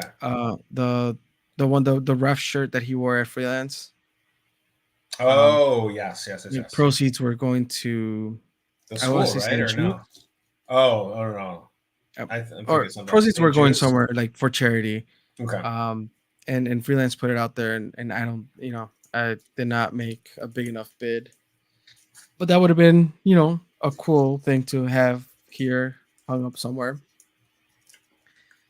But all right, let's move on to number one. I think you would look good in and- that, dude. You look good in that shirt. Oh, I wouldn't wear it. 1, 2. You've seen the graphic. I'm sure you kind of figure out who's number one at this point. But Storm Grayson, not a big leap from last year. He was number 3. Yeah. But they made Storm the guy this year. Just look at that picture, dude. Like Amazing. like he looks the par. One of the things that we talked about is we want to hear him on the mic, and I don't know if that comment was a comment from last year or early this year. But you know, Probably both. he definitely grabbed the mic a few times. He carried the belt for a while for freelance. So he's definitely shown that he is and can be the guy. Mm-hmm. I think we both were at the show when he first won the title. And was that late 2022? Yeah, he did, but then remember he got it taken And off he of him lost. again. Yeah, he lost the title pretty quickly after that. And then he won it Um, early this year, I believe. If I'm not mistaken. Yeah, but I was just talking about like that feeling of the crowd just being ecstatic that he was, you know, he was able to defeat Robert Eagle. Wait, who do we have here? We have D-Ray on the line. yo. Oh, D-Ray. Our friend D-Ray. D-Ray, we can't see you, but I'm gonna bring you on stage. Let us know if you can hear us. D-Ray's in the D- stream. Audio only, I think, is this? All right. Oh, there's D-Ray. There he is. I just gotta unmute your mic, D-Ray. But I'm sure you're gonna eat What the are you fries eating? before you unmute the. The beautiful McDonald's French fries. Sorry, a late dinner. The Golden Arches, baby. The Golden Arches. What's up, dude? What's up, man? How you doing? Not too bad. How was Christmas? It was good. I can't complain. What about you? Nice. Not bad. It was chill. Easy going. Yeah. What did you Nice, Santa? nice. Huh? What did you get from Santa? I didn't ask for anything from Santa, so Santa really didn't bring me anything besides some good pajamas and some like Okay. I got a new beanie with a little LED light right here. So when I take Stitches for a walk, I can see in the night. Hold on. I'll show you guys. Gotta have it. Watch out, this might blind you. Whoa. Amazing. Yeah. Hold on. Let me try to That's turn it smart. on. It's getting dark early, so you do a walk past 5 p.m. now, right? It's like pitch black. Yeah. So Even this is, after this is 4, pretty it's useful. pitch Yeah. dark. That's smart. So how's the I wanna list going? get Good? back. Yeah, we just finished the full review of it, but we can run through quickly. I want your opinion on it. Sure. At least yeah, we can do a quick run through. What do you say, Chris? Sure. All right, and that was the end. I put GIFs in. We're in my so- eye, so I don't spoil it. You're good. You're good. All All right. 25. We'll do them 5 at a time. All right, and then you can chime in. Put a bunch of people in honorable mention, but 25 Shaza, Okay. 24 Shelly Benson, who's nominated by Pro Wrestling Enforcer. 23 Shaft, 22 Levi Everett, 21 Gringo, 20 Ezio Orlandi. How do you feel about that? Is Eli the Amish wrestler? Levi Everett, yes, the Amish wrestler. Oh, okay, yeah. I saw him at Mania weekend, and I was just like, holy cow, this guy's awesome. Yeah, fan favorite for sure. Mhm. All right, Calvin Tankman, in kind of his normal, usual spot, really, really reliable. Sierra at 18, frontman Jossie 17, 16 Russ Jones, 15 Shane Mercer, who is now James Russo's #1 henchman. Oh. He likes some big boys, huh? Yeah, he likes them big. Big and muscular or big and round, one or the other. 14 Mance Warner, 13 Missa Kate, 12 Jake something, 11 Robert Eagle Anthony, down from 1 last year. Still, Ooh. I think he's created some buzz. That was a but- hard fall. Yeah. Yeah, he had such a spectacular year with freelance. It was going to be hard to top that. So Did he maybe- just slow down on matches, or was it just It was a little bit of that. like I don't a think. little bit of Yeah, like, it was a taking little. back? It was a little bit more quality over quantity. The quantity, I think, was lower. And he hasn't he hasn't like won a title yet, or he didn't win the Jim Lynam. So I think like he did have that crazy thing with Moxley showing up and he beat Mance Warner, but that was just kind of like a grudge match. So I think it was kind of the lack of accolades this year. Gotcha. Yeah. Good Wow, question. gave Trevor some recognition, huh? Yeah, finally, he earned it. He deserved it. 10, Trevor. 9, Hartenbauer, which I think Hartenbauer nomination went very far for him. So I think that's what bumped him up. But I think he's kind of got like a lot of promise. Casey Navarro was Warriors' #1 guy this year. GPA and Laney Luck at 7, taking up 1 spot. Right. They are the face of the freelance tag division. Brian Keith, which was like hard to knock out of the top 5, honestly. I think honestly Brian Keith is 6 because we wanted to put other people in the top 5. Like I think you could have had like a toss up between him and so many people. Gotcha. And then so number 5, Chico Suave. The boy, there's my boy. Look at him. Look, deservedly so. Would you agree? Yes, definitely. He worked his butt off this year. Definitely got to give him some props. Absolutely. Davey Vega, I mean, he held he's Triple Crown winner. He held both of their single titles at once, albeit not for long, but this is the year he won the big gold belt. I think he deserves it. That's a big gold belt.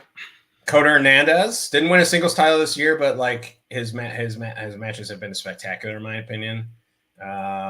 And he's just on fire at the moment. His promos with Darius Luttrell are pretty good as well. Good character work.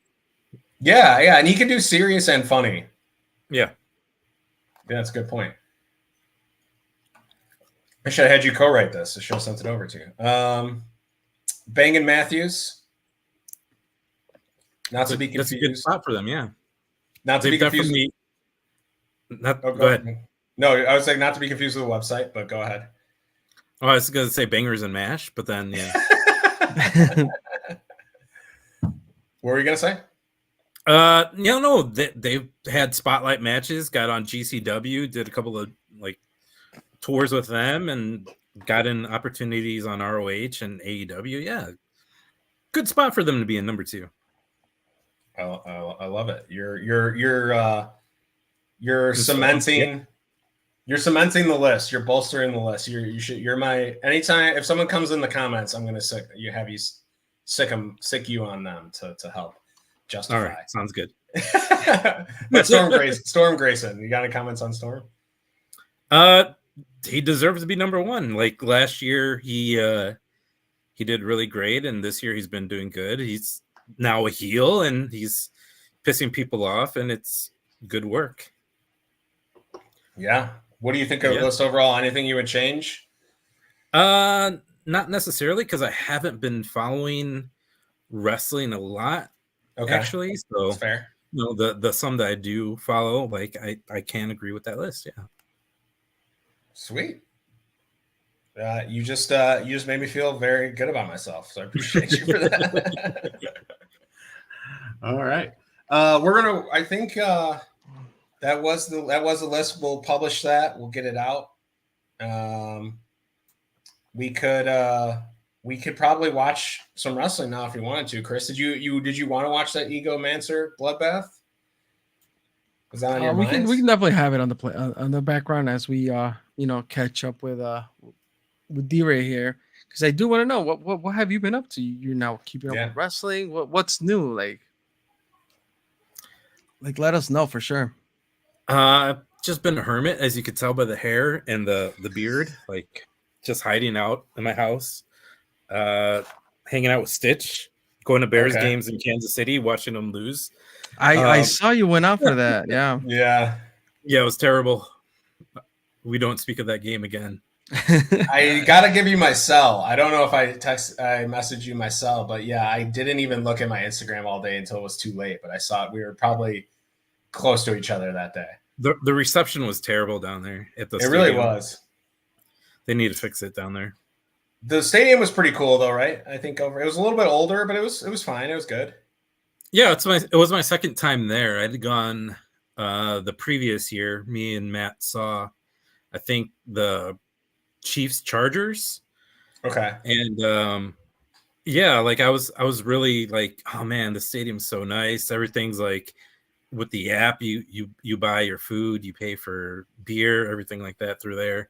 So it's like, oh, this is very convenient. Like you just go up there, order what you want, grab it, and go.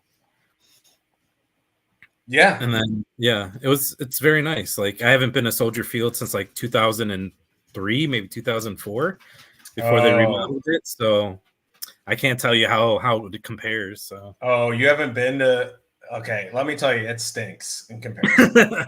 So it hasn't gotten any better. No. I mean, you know what was the worst thing about the Kansas City Stadium was I was just roasting in that sun. I roasted. I don't know where were you sitting? Matt has seats in the end zone, so we were like 10 rows from the end zone. Yeah. So yeah, I was in the hot sun the whole time too. Yeah. Yeah, I had no coverage. and the Bears just losing was terrible because like I'm surrounded by a bunch of like season ticket holders, and of course like Fight for Your Right to Party goes off every like 5 minutes after they score, so I've come to hate that song. Oh man, There's flashbacks, non-flashbacks.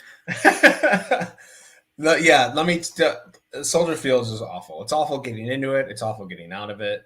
It's really, really steep on the west side getting up to your seat if you're in, which is like the 400 section, which is usually where I sit because it's the cheapest. The bathrooms are in bad places. There's really nothing too great about it, to be honest. Like I've been able to go to different stadiums and see how things could be, and Arlington continues to make sense in my head. So I really hope that happens. I just wish that it comes through and they're able to come to terms on some tax breaks, and we get a nice dome. Oh, you want dome? Yeah, why not? Then we can. I would love dome. I would love dome, but I don't know if that's a. I don't know if retractable dome. Sure. It opens this way instead of sliding back.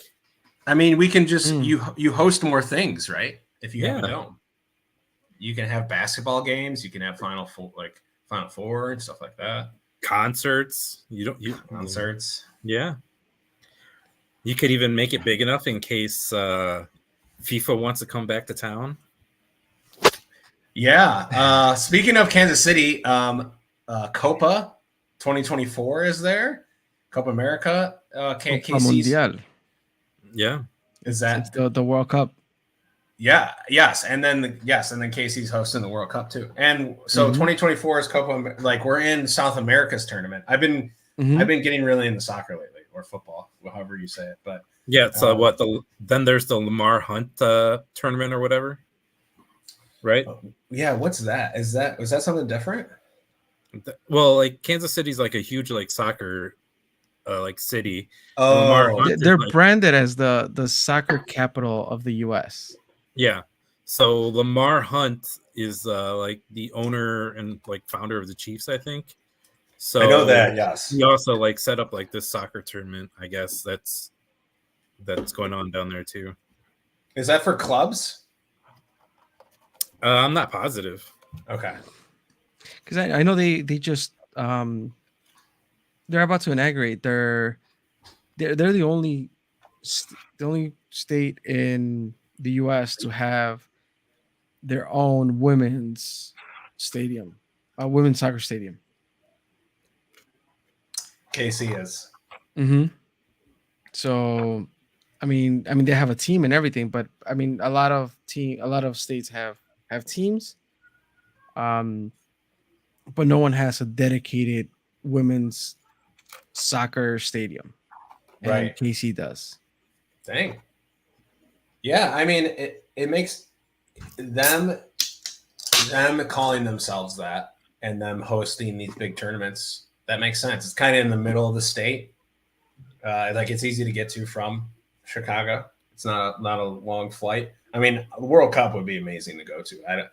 I'm going to watch Copa America, but I don't think I'll necessarily go to KC for that. But like World Cup, that might have to be a must go to. Like when is the next time we're going to host one? Right. I'm definitely looking forward to that. And just to make a mention of what we have on the screen here, we do have Art of War, AAW, Mance Warner versus Ego, and Ego is rocking that Bears jersey, just to make that reference to Soldier Field and all the stuff we've been talking about. Which in person, I don't know if here you can tell, but like it was really bulky, so you could definitely see he had a couple layers under that. Yep, and I think he wore it to a Bears game later, and he's just like, because this thing gets because it was all bloody. Because this thing gets bloody. I think he wore it to a Bears game, and he's just like, yeah, these people don't even know, and he's like pointing at his shirt. And I want to say that's like in. Did he wear this in the past, or is this like a reference? Didn't like Cena wear an Urlacher jersey once? Or is this like just something that I think this is probably something he wore in the past? We need to ask him that question. So I think he's worn this like specific outfit before.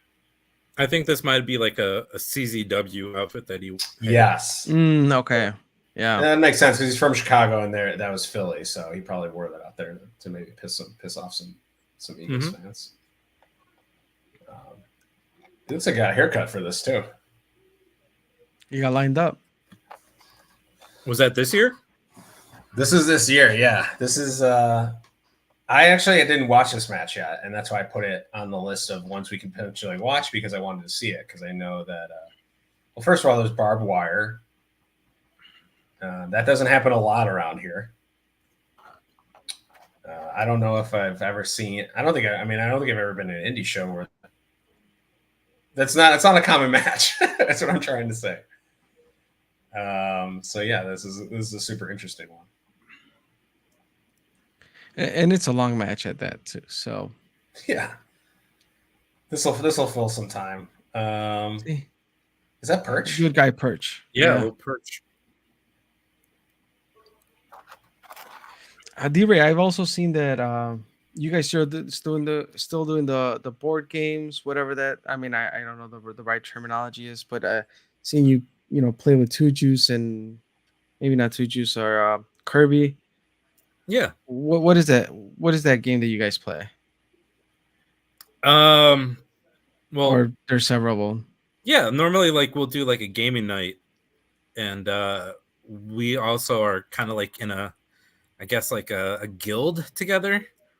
We're doing a campaign trying to get to finish Gloomhaven. It's a giant board game.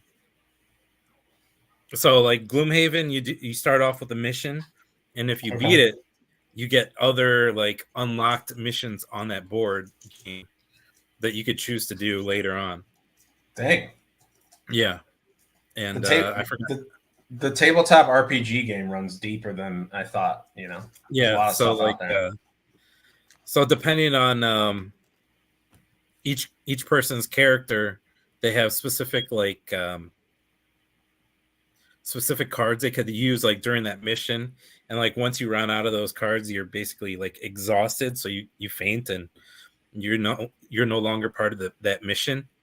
And that happens to us quite a bit. So like it's taking us a while to like get through these missions. So like yeah, it's a big board game. It's fun. But otherwise, like we'll play like different like board games other days as well. Nice. That's cool. It looked like Manser wanted to run into the ropes there, but he couldn't. You know how like a lot of indie spots will be like you go from standing still to running. You don't get thrown to the ropes, but you like run into it yourself and do a clothesline. It looked like that's what he wanted to do. So you play D&D at all, D-Ray? I do not. Okay. What else did you get from McDonald's? Well, I ordered the Big Mac and fries. So nice. Yeah, I'm sharing my fries here with Stitch. Awesome. He's a cute boy. He's a good boy. Yeah. Sorry, Chris, were you gonna say something? I was gonna ask you. Do you still play D&D, Charlie? Oh, yeah, I do. It's been like 4 years strong, I think, at least. It's been fun. What kind of character do you play? A rogue. Oh, rogue. Tabaxi rogue. That's the cat people. Cat person. You're a cat person? I'm a cat person. Yep. I got a lot of movement. And I'm very sneaky. Are you chaotic neutral? Chaotic or what? Chaotic Probably good? Chaotic neutral. Definitely neutral. No, actually, you know what? I'm probably neutral good, I think. Which is not as fun as chaotic neutral, but I guess honestly, it's my first character I ever made, and if your first character you ever make is basically a reflection of you, and that's kind of how it goes for everyone. So he's got all my flaws, let's say. So I was supposed to do a campaign, and I basically made my character John Wick. So his dog got killed. Oh no. So he was out for like hunting like these orcs that killed him. Hey, I like how I honestly like how basic that is, and sometimes that's all you need for a story. You know, it doesn't even Yeah. get more complicated than that sometimes.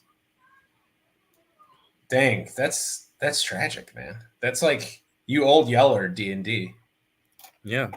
I had to give him a reason why he was like so like ruthless. Oh, okay. So this dude was just full of vengeance. Mm-hmm. Okay. Did you get your vengeance? No, because we never did the campaign. Oh. Like we had it all set up, ready to go, and then I guess like we just never fired. What was your do you remember what class you were? I think I was a human something. I think it was the ranger, one of them. Danger, yeah. I remember filling out the sheet like on like some online website Okay. that you could use for like D&D and stuff. So Yeah. Yeah, that's the thing, man. D&D is just it's such a beautiful game. It just takes so much prep work and it's got such a steep learning curve that like a lot of campaigns never get off the ground. And it takes a lot to coordinate, right? So it's tough. Those are the tough parts of it. But if you can get in a rhythm, get to know the game, etc. Chris with a great speed up to get into the action. Mancer is bleeding like a stuffed pig. We're back in the ring. And bring back tables. When are we going to bring back tables, guys? What is this door stuff? These are doors. They're not breaking. They're not breaking. They don't look like they look too thick. They're thick doors. those aren't the ones that break easily. No, they don't, you can just look at them and be like, no, yeah, that's not going to Look break. at that chair, and then look at Manson for sure. Oh, that's a Mancer always gets good color. yeah. He really does. So that Bud Light. Yeah.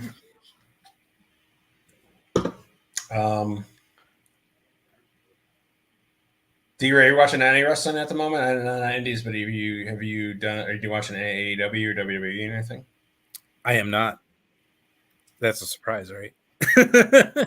Hey man, and it'll always be there. It'll always be there. Yeah, Yeah. it's not going anywhere. I'll No. catch highlights. I'll see things on like TikTok and on Twitter. It comes in But, waves. Yeah, it's nothing that I'm following too deep. Although I might go to WrestleMania in Philly. So Oh, wow. We'll see how the build up to Mania goes. It all starts Okay. at the Rumble, right? I was gonna say, what are your plans for the Rumble? Their tagline. Road to WrestleMania, yeah. We were looking at Royal Rumble odds. Uh-huh. Gunther is the favorite to win right now. I think that is probably going to Ooh. change, but that seemed kind of random, didn't it? Yeah. I would like Gunther to win. That'd be great. But I think like in order for him to be like the WrestleMania main event, I think he'd need like another year. Okay. Like I don't think he has that much draw power yet. Like put him like after this Mania, put him like on a big like run, and then I think like he can go ahead and be like your Mania like main event for night 1 or night 2. Let's see. I feel like Triple H is ever since kind of taking back over. He's been into like very long title reigns. Yeah. That seems like a thing, which is like I kind of like. That's kind of cool. I appreciate that, but like, yeah, Gunther. He said, isn't he like had the Intercontinental title for like not as long as Roman has, but even for like a full year, right? Yeah, he's had it for a while. He would need to like outgrow that, basically, right? Ego's helping Mancer floss right there.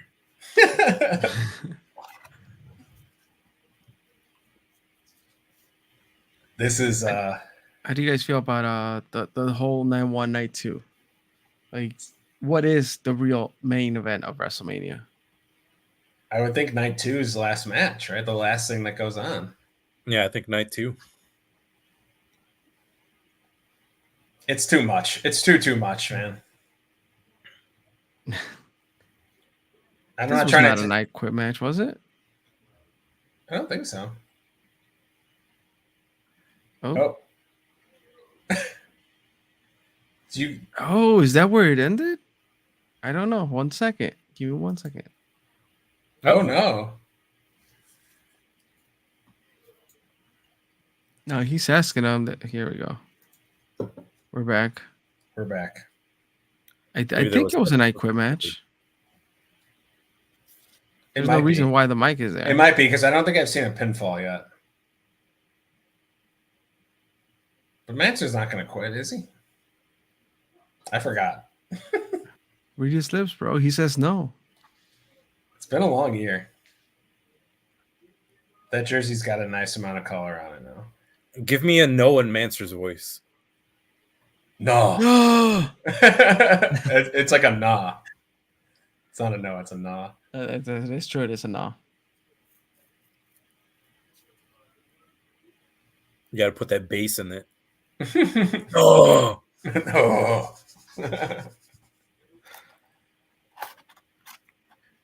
Oh.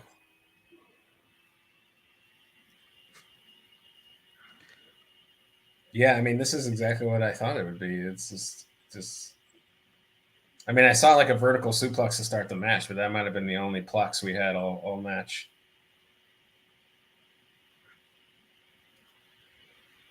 Oh, wait. What? Oh, okay. Oh. What is this? side Russian Oh. It's off the table. Yeah. Wrapped in barbed wire. You did a lot of Those guys damage watched to the- yourself there, the- man. Yeah. To the barricade. Now they're all tangled up. They're cutting them free. The handshake by Ego because it hurts. Ego Pro Wrestling, March 16th at the Forge. D-Ray, you going to that? So Joel, yeah, it's not far from you, Only it? Ray. Yeah, not too far from me. It's about like 20 minutes. Where are you at, D-Ray? I'm in Plainfield. Okay. Nice. Yeah. How is your 2023 D-Ray as a whole? Honestly, not good.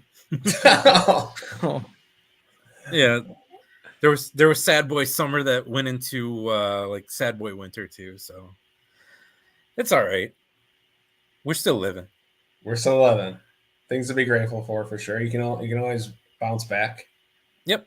Got any big trips or anything in 2024? Actually, like in a month, I'm heading out to LA for a card tournament, so we'll see how that goes. And, What game?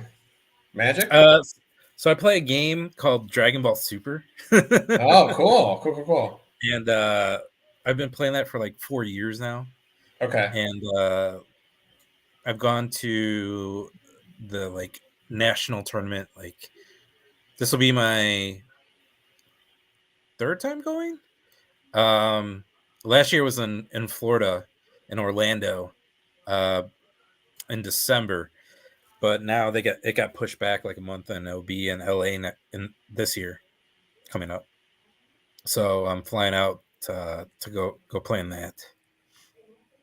Cool. Good luck. Yeah. So I'm excited about that. Hopefully I'll do well. Bring home some good cards that people will want to buy from me, and then I'll sell them. Nice. I love that. oh, here it is. Big knee for Mansour. Got the knee pad down. Knee pad is down. Taunting to the crowd. Oh Lights no. have gone out. Sting. When I was there, I was hoping for the Who could it be? glass to shatter, you know?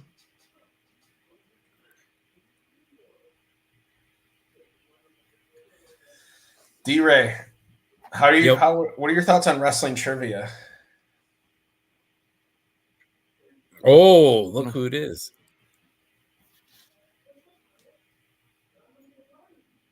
There he is,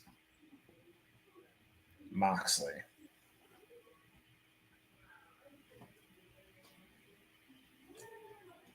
How do you feel like you're decent at wrestling trivia, D-Ray?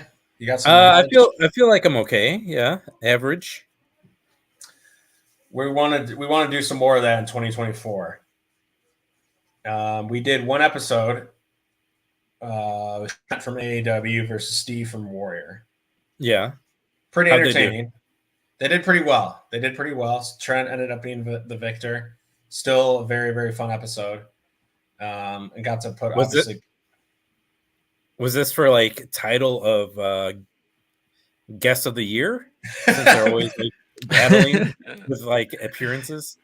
That's it wasn't for title of the guest of the year, but you nailed it. That's why they faced off against each other. It was basically that feud. Gotcha. So you've been on the podcast a lot, but I feel like maybe we need to bring you in, bring James in, maybe like a 2v2 in some aspect, maybe like a James. Ooh, a tag team?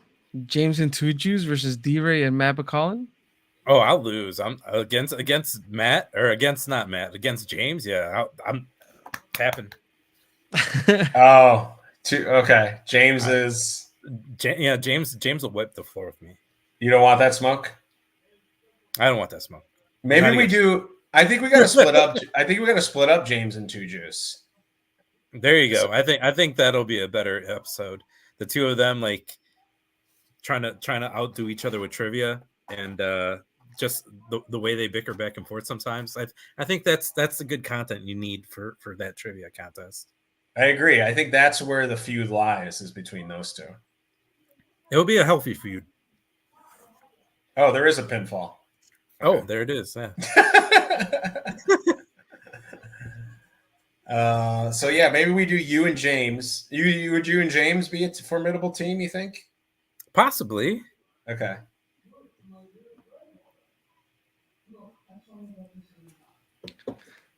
Or we could do the handicap, me and Two Juice versus James. You and Two Juice versus James. That could work. We could do that. A 2-on-1, yeah. Yeah. If James is his all-knowing being, then I think we have to. Yeah. He's got more he watches it more than me, I know that for sure. And he's gonna have the trivia knowledge. Okay. Well, I'll write that down. But yeah, I would if you're in for 2024, go check out that episode. Anyone listening still too, or has made it this far. It's a fun episode. I think it's one of our favorites we did in 2023. And you'll get to know the format. You'll get to understand the format. So think of what categories you might want to. Niche categories as well, where it's like, oh, I know everything there is to know about this wrestler or this specific subject of wrestling. And we can make that happen. So you're cordially invited to come on a trivia episode in the near future. Sounds good. Appreciate you dropping by for the last episode of 2023 and getting your reaction on that Shy 25. Yeah, no problem. Hey, did you get any new masks, Chris? No, has new your masks. collection grown? No, it has not grown. Well, I mean, it's definitely grown, but this year I definitely did not acquire any new masks. I'm limited on space now, so I unfortunately, sadly, have a bin of masks that I don't know where to place. And Carla said not to put them in the living room. So above the TV, yeah. So we'll figure out where to display those. But yeah, no new masks. It's just a different setup here. So I saw these things somebody posted on their TikTok. They bought these L brackets that they that they screwed into the wall, and they put their Star Wars helmets on it. So I'm thinking you could do that with your mask. I will have to check that out. Well, I 'cause don't know know that if you they'll want to just like drill into your wall a lot, end up. but I mean, yeah. I can, but I feel like they'll just hang. Well, you got to Right. put like a little like styrofoam head on it, I think, and then you Maybe. jam it into the top of it. Boom, done. There's a spot right over your left shoulder, right? There's a look at those spots on the wall. Left shoulder. Yes, on this No, wall. no. Right underneath the broken skull, underneath that plaque. Oh, yeah. Maybe I can place a few there. Yeah. Yeah. You right here. Yeah, look at that. What is that? That's a wall, right? It's a Yeah, column. so yeah. So this here was a closet. I took off the doors. You said fuck clothes. Yeah. So I have like on top I have the Funko Pops, and then I have a setup here. You know, there's more Funko Pops in there. But yeah, just trying to make it work here. But yeah, no new masks yet. When the kid, because the kid, this is the mask budget, right? This is the mask budget with 0 kids, and then here's a kid budget. Yeah, pretty much. that balance has tipped over. But No yeah, more kids though. no more kids. Possibly more masks in the future. Okay, There we go. so we'll save up for him. I'm going to. Did I tell you I'm going to Mexico City in January? No, you did not tell me that. Yeah, I'm going to a wedding in January. It's a all-inclusive resort wedding in some place in Mexico, but we're going to Mexico City a couple days before. Have you guys ever been? I'm I from have Mexico not. City, but not been there in a while. Oh, you were born there? Mm-hmm. Okay. When did you leave there? Were you like very young? Yeah, I was 8. Oh, damn. Okay. Yeah. Who runs there? And You have Arena Mexico, you have El Coliseo, you have a few venues that you could potentially check out.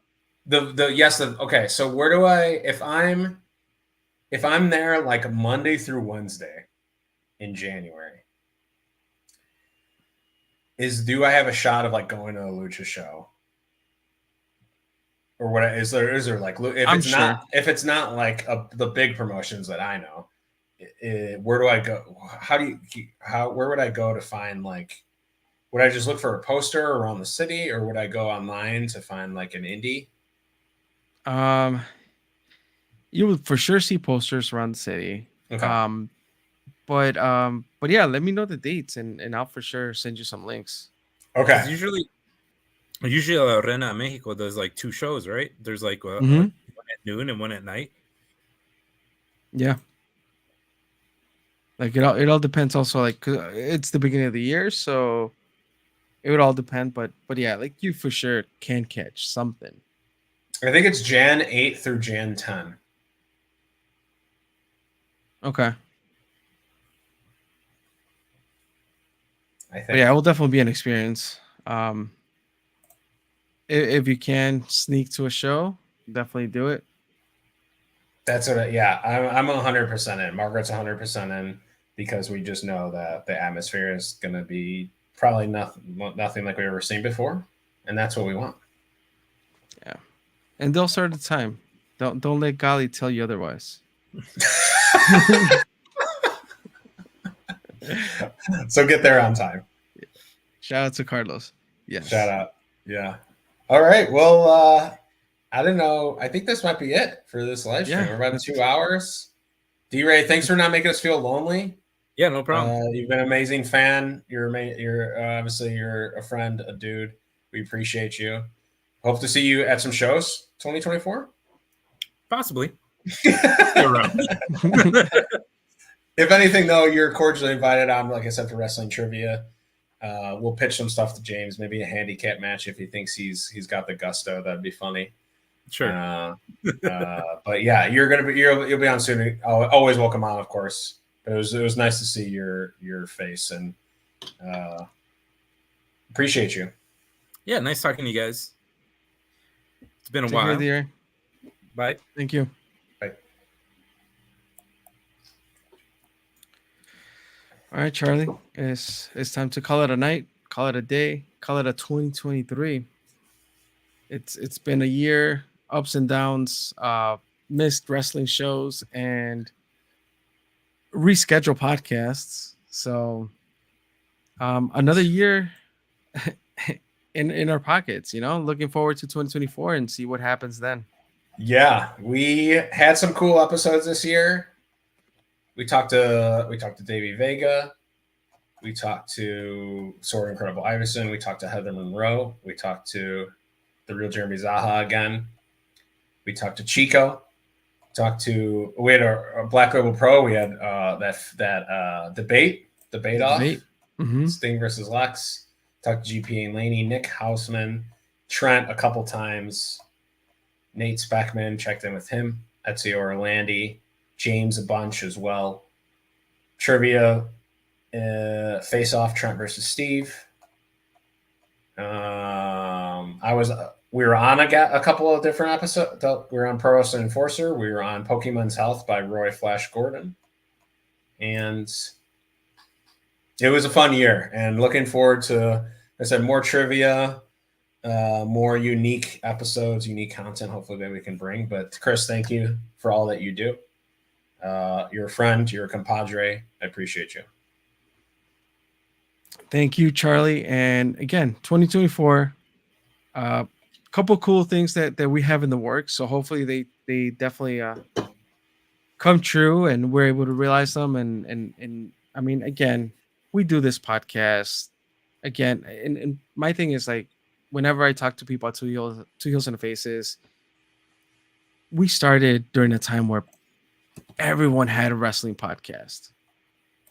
Like, It felt like left and right. It felt like it. And maybe there's still, I mean, I'm sure there's thousands and 10,000s of wrestling podcasts out there. But for us, our intent was to focus on the Chicagoland wrestling scene because that's what we enjoyed. And we wanted to do this because we loved it. And we wanted to do this because we wanted to shine the light on some wrestlers that we got to see on a monthly basis more than once at times. Because we, again, so spoiled through the wrestling promotions that are here in the Chicagoland area. So that's why we do it. That's why we started saying that wrestling's a buffet. We watch all types of wrestling, and I had fun, and that's all that matters, dude. Like that we're, as long as we're having fun and this keeps going, we try to definitely take the angle of being different, and not just do interviews or things like that. Like we've tried different things, and we're looking towards a 2024 that kind of brings more of that. And we'll see just how it goes, another episode at a time. And as long as the Chicago wrestling scene gets highlighted, I think we're happy. I couldn't have said it any better, dude. I think you summarized it perfectly. All right. With that being said, we have 2 hours and 3 minutes on the books. Hopefully the audio's recorded. Just kidding. No, it is. I guess technically we have that additional episode that didn't get recorded, but none of that will happen in 2024. Coda and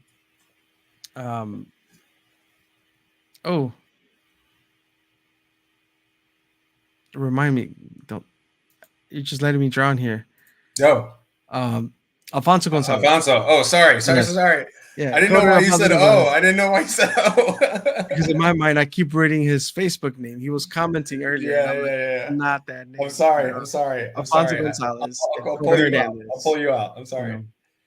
Our apologies on that episode, but we'll do this again. 2024. We're gonna release some footage of that with dubbed over. Send me those videos. Send me that video. I'll I got it. We'll find a way to dub it over. All right. So to close us off, Twitter, Instagram, Facebook, and YouTube at Two Heels in the Face. as far as podcasting goes, anywhere you find your podcast, Two Heels in the Face. Number 2, Heels in the Face. You can find us there. And you can check out the article of the Shy 25 list of 2023, 2heelsintheface.com. That's number 2heelsintheface.com. That being said, make sure you hashtag Viva La Chico. He's in the top 5. Do it. And He's in the hashtag top 5. Shy25 too. That's right.